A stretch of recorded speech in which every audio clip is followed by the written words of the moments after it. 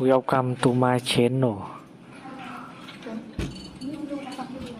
Try to hear the latest story.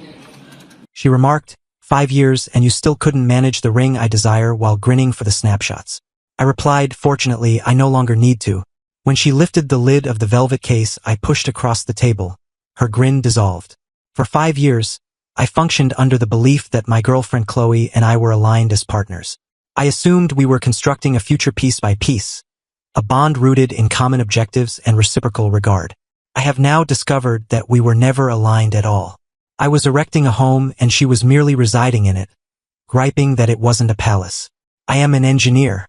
My thoughts operate in blueprints, calculations, and extended forecasts. I avoid rash choices, particularly regarding finances. When Qley and I first became committed, we discussed our path ahead. A residence, economic security, and ultimately wedlock. She displayed an image of her ideal engagement band, an outrageously oversized gem from a luxury retailer, carrying a cost that could purchase a solid vehicle. I didn't react. I simply viewed it as another extended endeavor. I established a dedicated savings account and began systematically depositing funds. But I wasn't solely accumulating for a band. I was accumulating for an existence. Every dollar allocated to the band reserve was paired with a dollar directed to a residence initial payment reserve. I aimed to present her the band, but I also aimed to present us a dwelling. It was a gradual, regimented procedure. For 5 years, I operated an aging vehicle, prepared my own midday meals, and passed on costly outings with guys, all while supporting a highly pleasant way of life for the pair of us in a flat that I covered. Qley, conversely, is an individual who exists in the present. Her realm is online platforms, midday meals with companions, and the ongoing exhausting display of seeming casually wealthy. She interpreted my monetary restraint not as a dedication for our tomorrow, but as an individual shortcoming. She interpreted it as me being stingy. Her tolerance had been diminishing over the past year.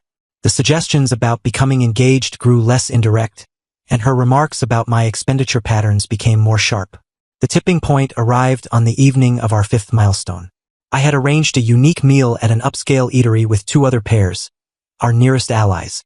It was intended to be a tribute to our path together. In my pocket, I carried a tiny, dark velvet case. The intention was to suggest later that night, in a secluded and significant spot, following the meal. I had at last achieved it. I had accumulated sufficient for a 20% initial payment on a reasonable dwelling in a solid area, and 2 weeks earlier, I had made the last installment on the precise 3-carat band she had desired. The endeavor was finished. I was prepared. The meal began positively. We selected a fine container of vino. We chuckled. We reflected. Then her companion Jenna glanced at her with a crafty grin. So, Qley, she stated, her tone sufficient for the entire group to catch. 5 years, that is an extended period. Is Kevin ever going to secure a band on it? Qley released a sharp, dramatic chuckle. She bent over to position for an image another ally was capturing, ensuring her grin was flawless for the online post. Then she gazed at me, her gaze filled with an odd, vivid harshness, and uttered the phrases that exploded our whole tomorrow. 5 years, and he still couldn't manage the band I desire. Perhaps by year 10, correct? Darling? The group fell silent. Her allies snickered uneasily. My allies gazed at me with faces of utter astonishment. It wasn't a jest. It was a communal humiliation, a rejection of 5 years of my dedication, presented with a flawless grin for an online image. In that soul-savage instant, I understood the band wasn't an emblem of our devotion to her. It was a prize. It was a prestige emblem she required to confirm her own value. And she was furious that I hadn't obtained it for her swiftly enough. The individual I was 5 minutes before would have been pained, mortified.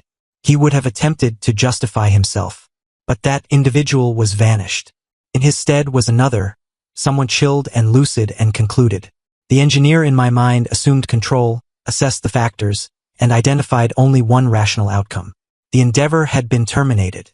I grinned back at her, a serene, effortless grin that didn't extend to my eyes.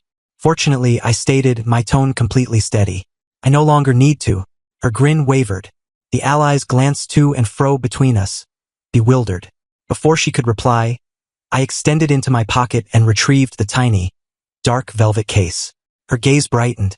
A surge of absolute, victorious ease swept over her expression. She believed this was the moment. She believed I was about to suggest, to disprove her before all, to grant her the triumph she so urgently sought. I didn't descend on one knee. I simply remained seated, gazed her in the eye, and pushed the case across the sleek surface. "Joyful milestone, Qley," I stated. She lifted the case with quivering, anxious digits. And then her victorious grin disappeared, substituted by a facade of astonished, terrified bewilderment. Because within that case there was no 3-carat gem.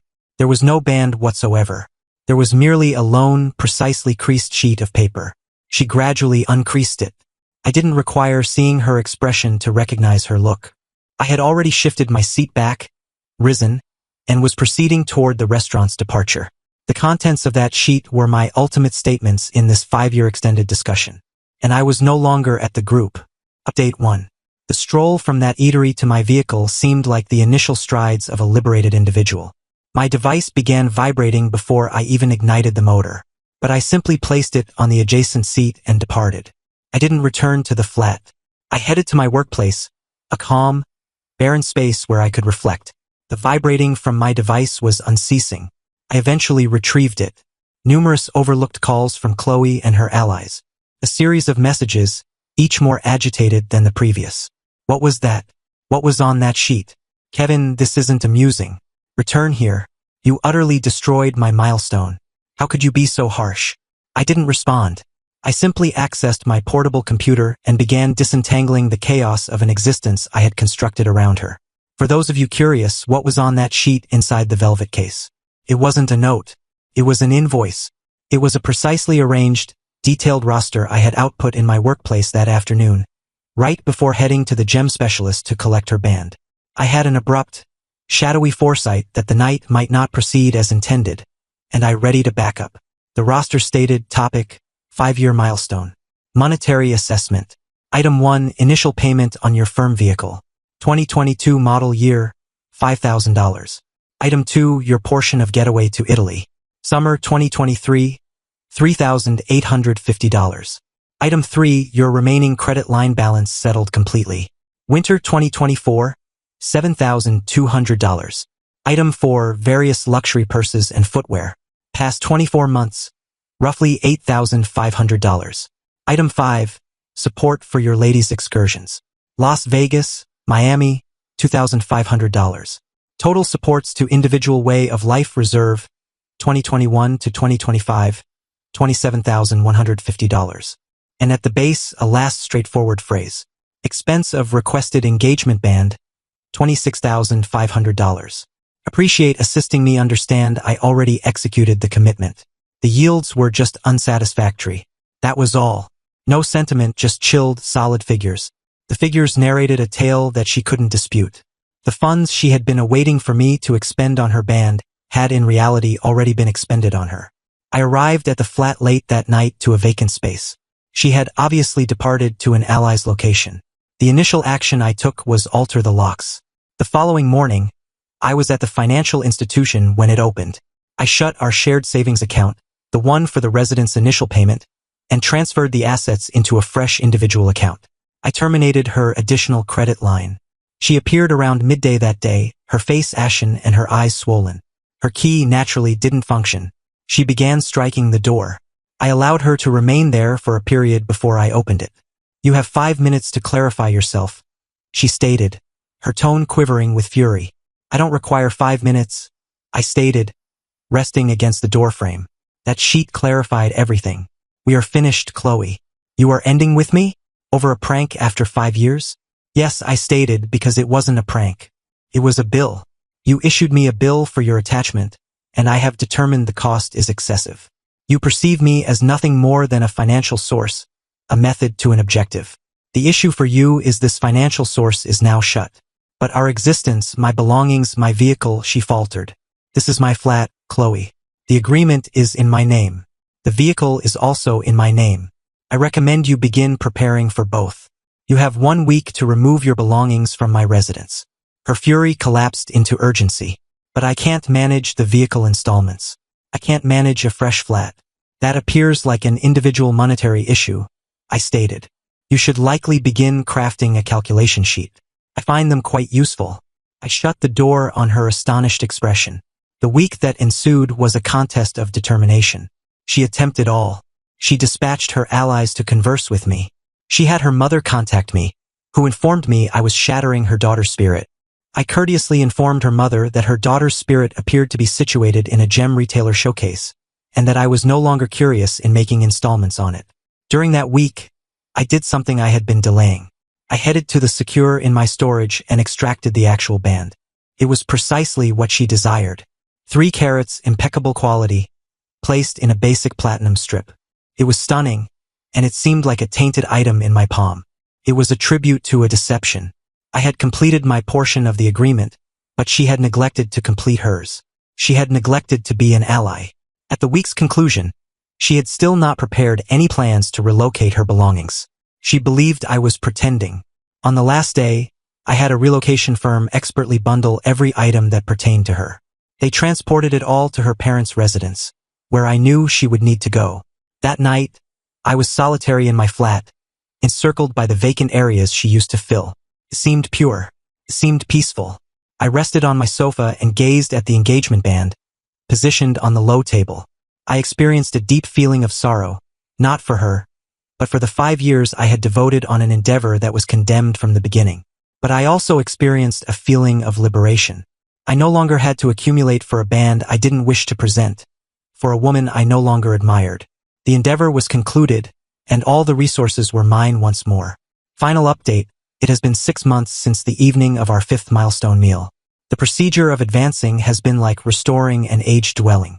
You must remove all the decayed timber and defective connections before you can construct something fresh and sturdy. Qley's existence, from what I have learned, has experienced a destruction of its own. Her parents, after I serenely described the monetary circumstances to them and displayed the financial records, were not as encouraging of their daughter as she had anticipated. They permitted her to remain with them, but they clarified that she was required to secure employment and cover her own path. Her profession in property had been more of a pastime supported by me. Without the costly vehicle and the luxury attire, she discovered it challenging to draw the premium customers she was accustomed to. She had to dispose of the vehicle to settle her obligations. Last I learned, she was employed as a greeter at the exact eatery where our bond had concluded. Her allies, the ones who chuckled at her prank, gradually vanished. It turns out, their devotion was directly related to my readiness to cover the bill. The most notable occurrence, however, was what I did with the band. I couldn't force myself to dispose of it. It seemed incorrect, like gaining from a defeat. I returned to the aged, serene gem specialist who had tailor-made it for me. I recounted the entire tale.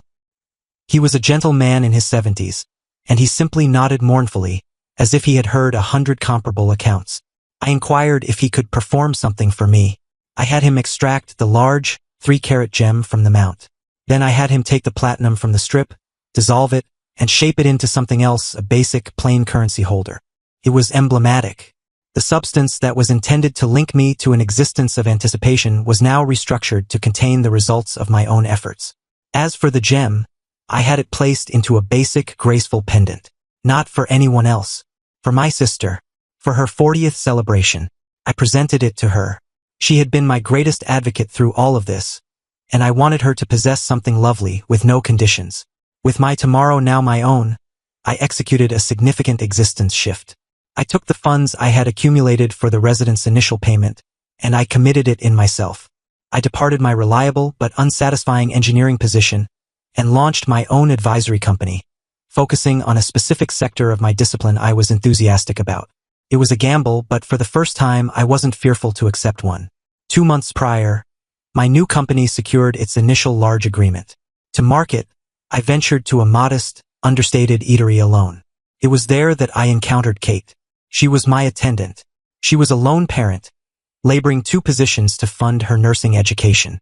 She was intelligent, humorous, and possessed a kindness and a durability that I found extremely appealing. We conversed for an extended period that night. She wasn't swayed by what I did professionally, or how much I earned. She was swayed by the fact that I had the bravery to begin anew. We have been seeing each other ever since. It is a distinct type of bond. It is founded on common encounters and reciprocal admiration, not monetary exchanges. We divide the costs, we prepare evening meals together, we discuss our tomorrows, and they seem like a joint endeavor, not a roster of requirements. The last, unforeseen segment of this tale occurred last week. Kate and I were at a collection event for a nearby medical center. It was a relaxed open-air gathering. I spotted Qley there. She wasn't laboring.